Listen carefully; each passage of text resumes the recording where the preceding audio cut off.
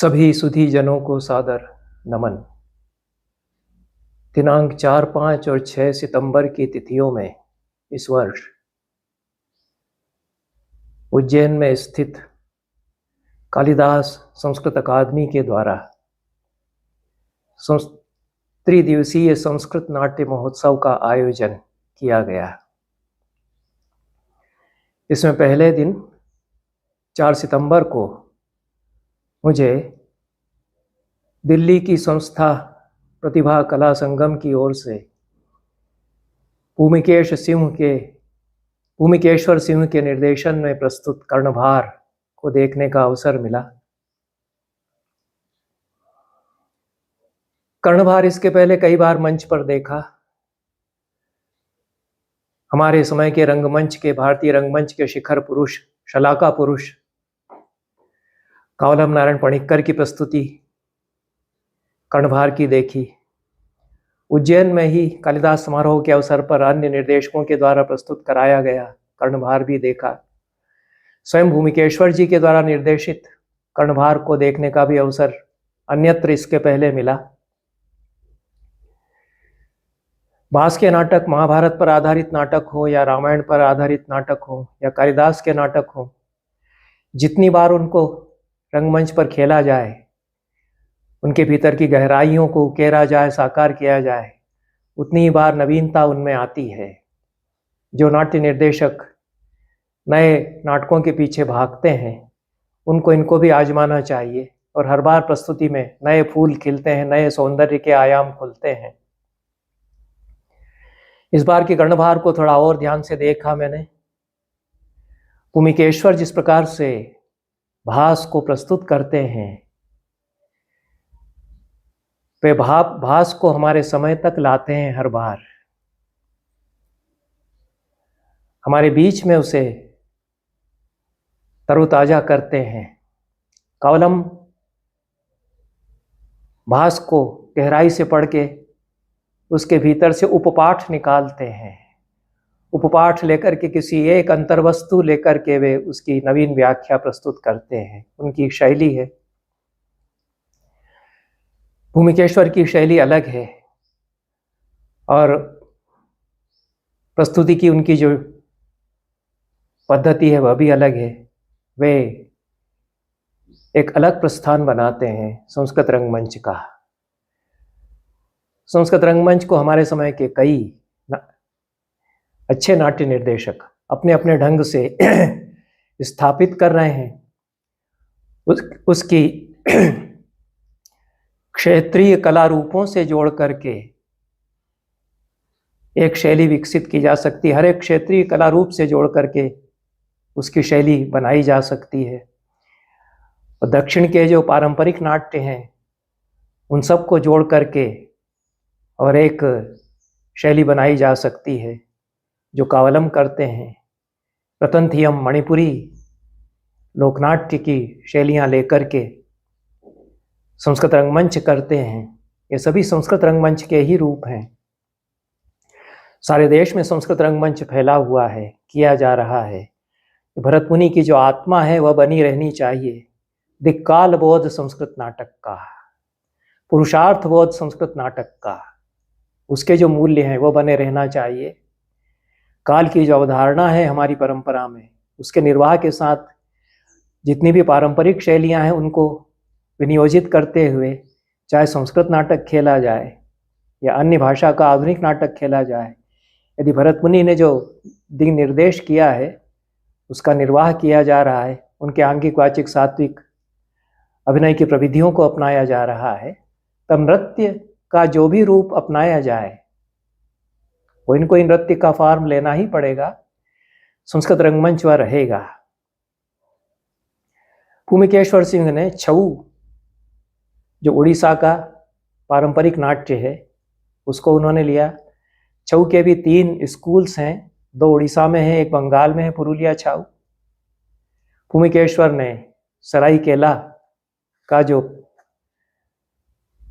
प्रस्थान है छऊ का, उसकी विधिवत ट्रेनिंग, उसका विधिवत प्रशिक्षण प्राप्त किया बहुत योग्य गुरु से। रंगमंच में उनकी बचपन से बड़ी रुचि रही है, उन्होंने अपना एक प्रस्थान खड़ा किया। कर्णभार को इस बार जो देखा, पहला ही दृश्य है,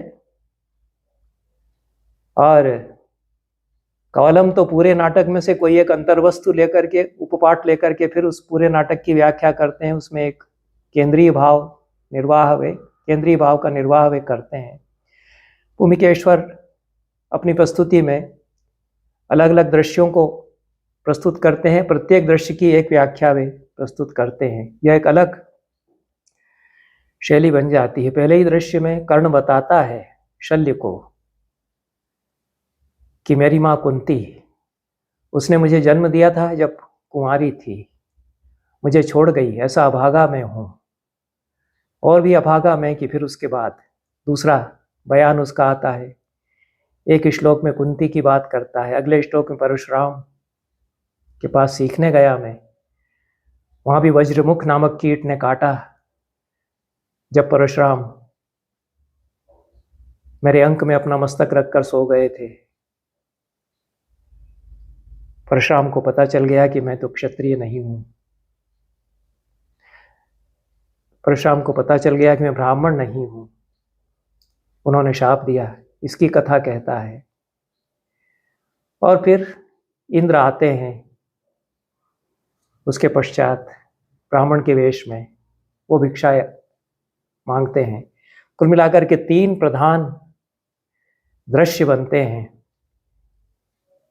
कर्णभार की जो प्रस्तुति मैंने देखी, जहां तक मैं समझ सका भूमिकेश्वर की, तीनों की बहुत अलग व्याख्या वे करते हैं। पहला दृश्य खुलता है, कर्ण जो बयान करता है, कर्ण के बयान को फिर रंगमंच पर साकार किया गया। कर्ण ने शब्दों में जो कह दिया है, उसके शब्दों को रंगमंच पर मूर्त किया गया। कवलम भी यही करते हैं।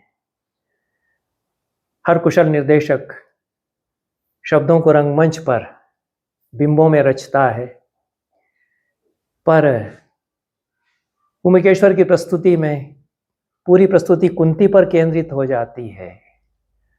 और एक लड़की है, बहुत भोली भाली लड़की है, बहुत आदर भाव से दुर्वासा का सत्कार करती है। उसकी कोई इच्छा ही नहीं है। दुर्वासा ही कह देते हैं कि वर मांग लो। उसको कुछ समझ में नहीं आता है कि क्या वर मांग लूं।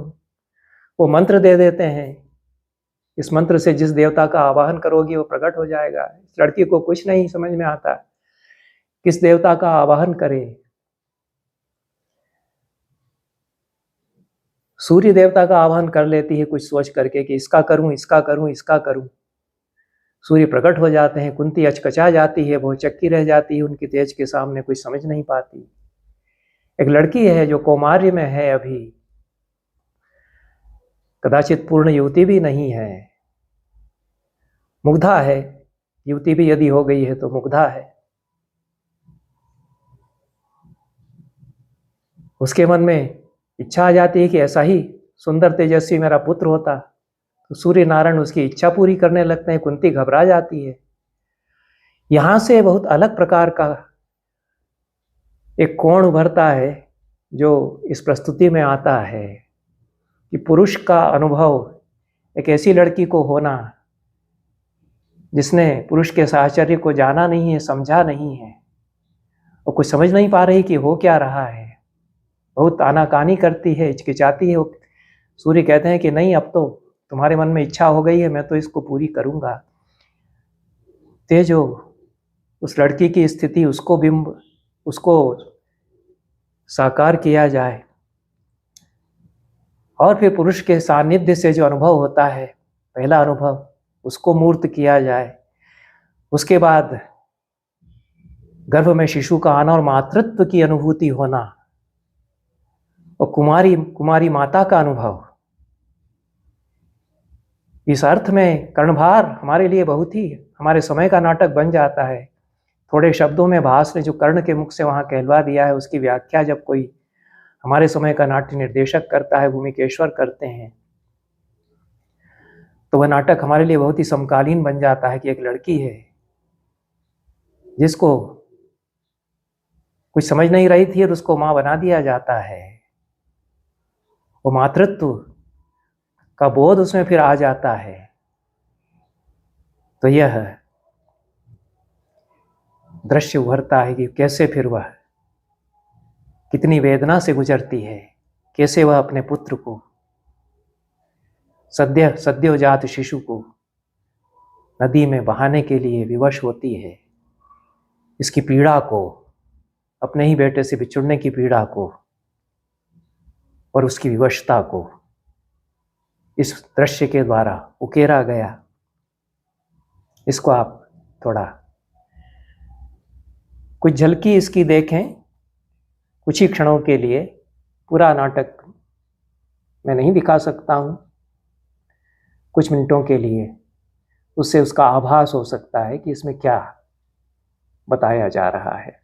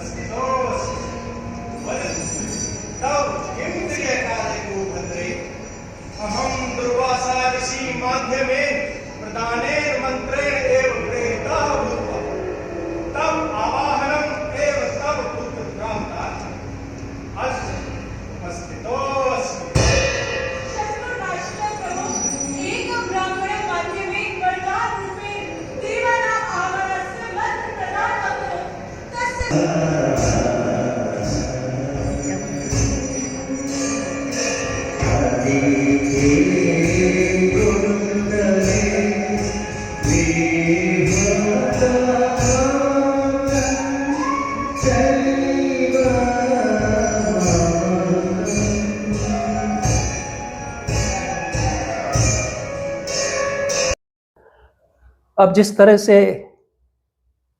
विसर्जित करती है कुंती अपने बेटे को, जिस तरह से नदी अपनी लहरों में उसको ले जा रही है, जिस तरह से आकुल होकर कुंती देखती रहती है, उसमें नाटक हमारे कितने निकट आ जाता है।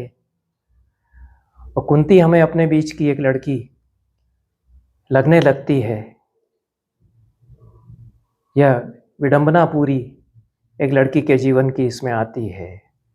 दूसरा दृश्य जो आता है इसके बाद, कर्ण बताते हैं कि मैं परशुराम से अस्त्र शिक्षा लेने के लिए गया। परशुराम से अस्त्र शिक्षा के दृश्य को बताया गया है। और परशुराम जिस तरह से फिर शाप देते हैं, उसको इसमें प्रस्तुत किया गया है।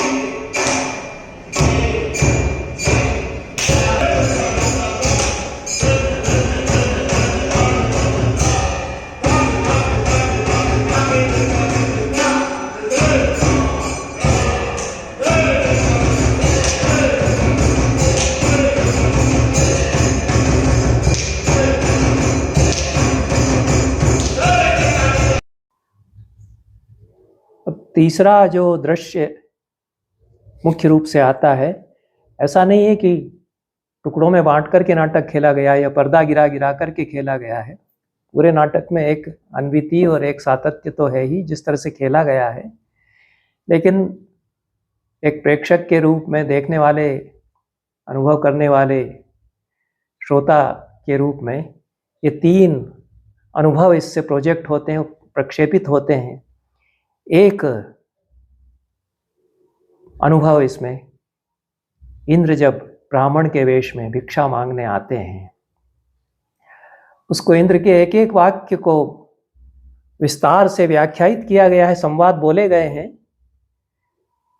ऐसा नहीं है कि भूमिकेश्वर के नाटकों में छऊ पर आधारित है इसलिए गद्य में संवाद नहीं है।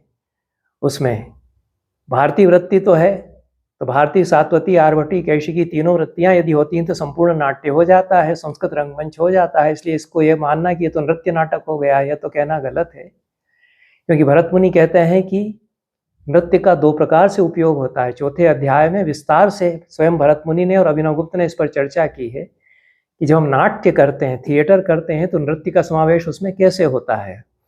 नृत्य का समावेश आरोपित रूप में हो सकता है कि कोई दृश्य आ गया, मालविका का चलित नाट्य प्रस्तुत होना है, तो नाटक का एक अंग बन करके आ रहा है, या कोई दृश्य हमने फिर अपनी ओर से जोड़ दिया जो मूल नाटक में भी नहीं है, कि हम तो राजा का दरबार है, उसमें चाणक्य और चंद्रगुप्त में संवाद होना है, चाणक्य को बुलाने भेजा है, इसके बीच में हम एक डांस डाल देते हैं, आइटम डाल देते हैं, ऐसा भी कोई कर सकता है। तो दो प्रकार से डांस आरोपित हो जाता है, जुड़ता है इस पद्धति में भी, कि नाटककार की परिकल्पना में है कि कोई दृश्य में नृत्य होता ही है, या नाटक करने वालों ने अपनी तरफ से समय भरने के लिए जोड़ दिया है, वह भी चलता है।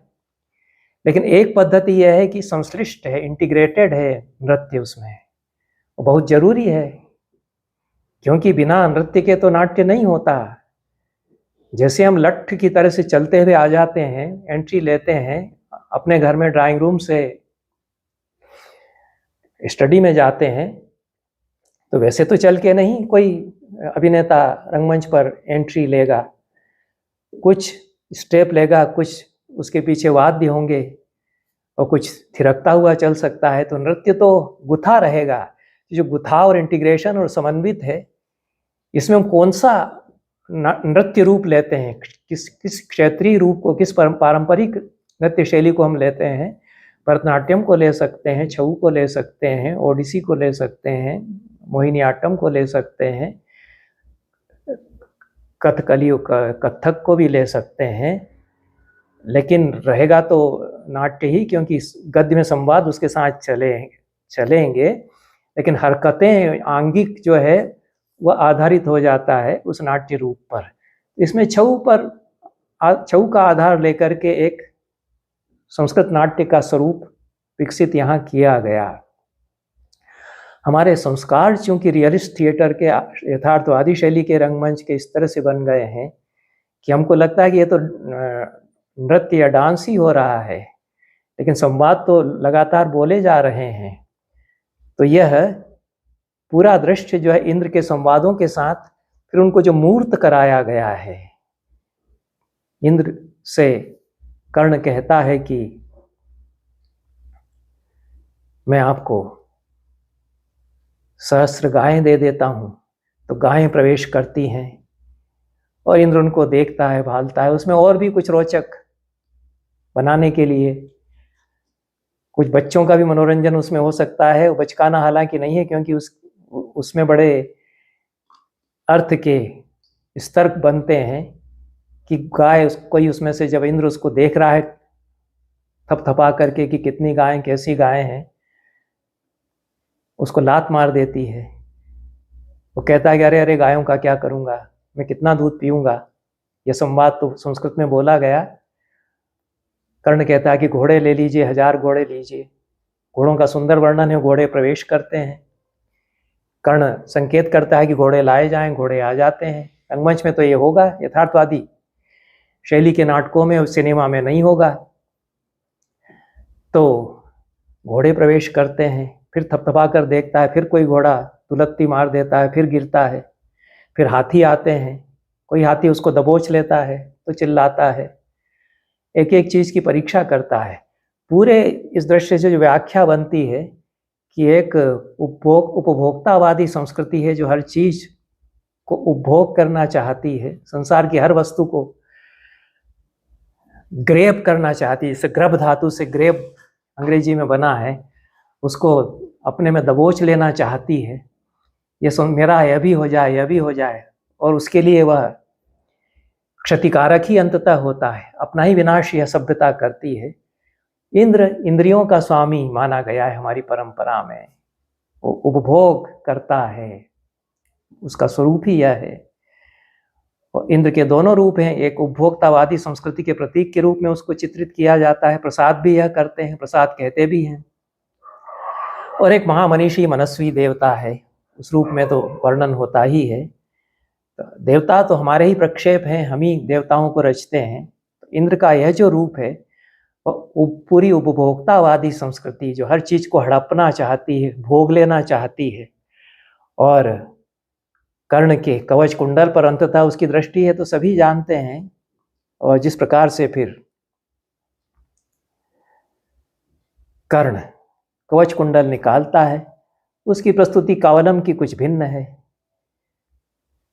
कर्णदानवीर है, बहुत निर्मम होकर के काटता है अपने कवच कुंडल को और दे देता है। भूमिकेश्वर की प्रस्तुति में कर्ण एक मनुष्य भी है, शरीर में से हिस्सा कोई कटेगा तो पीड़ा भी होती है, उसका भी अभिनय यहाँ हुआ कुछ।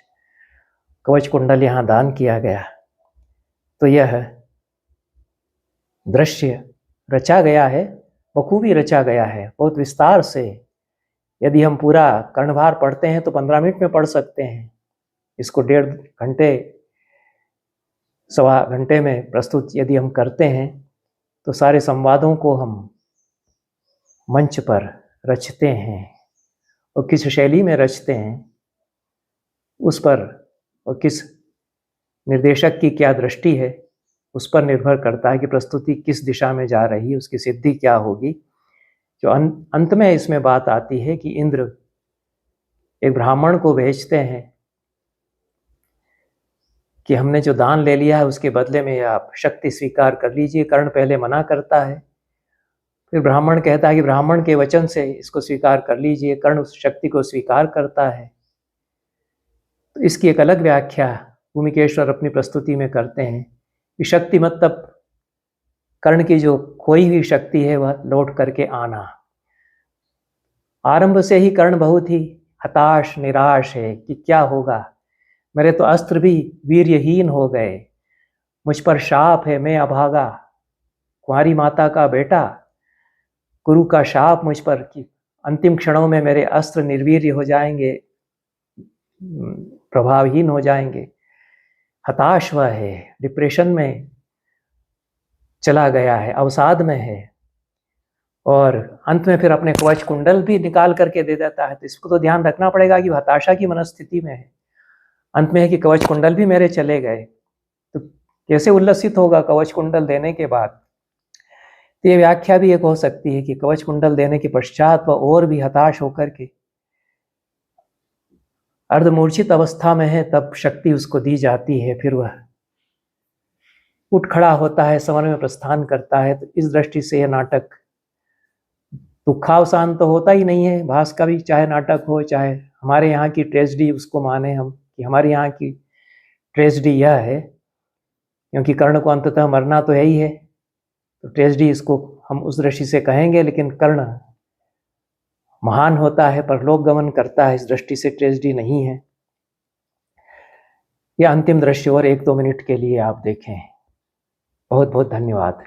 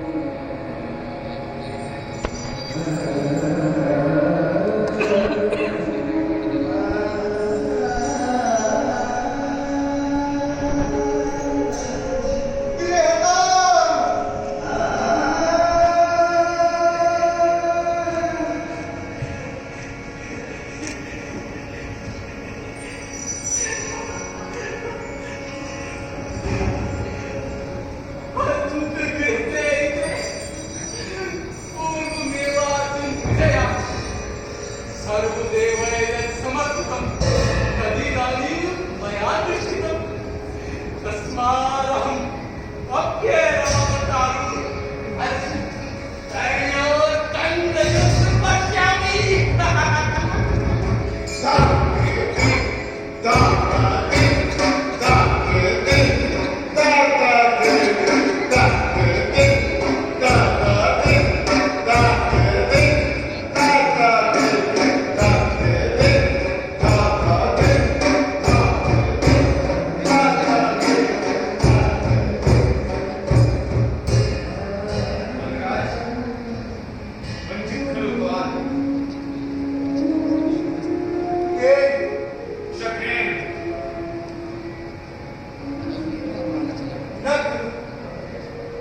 शक्रधरो मया वंचितः कुतः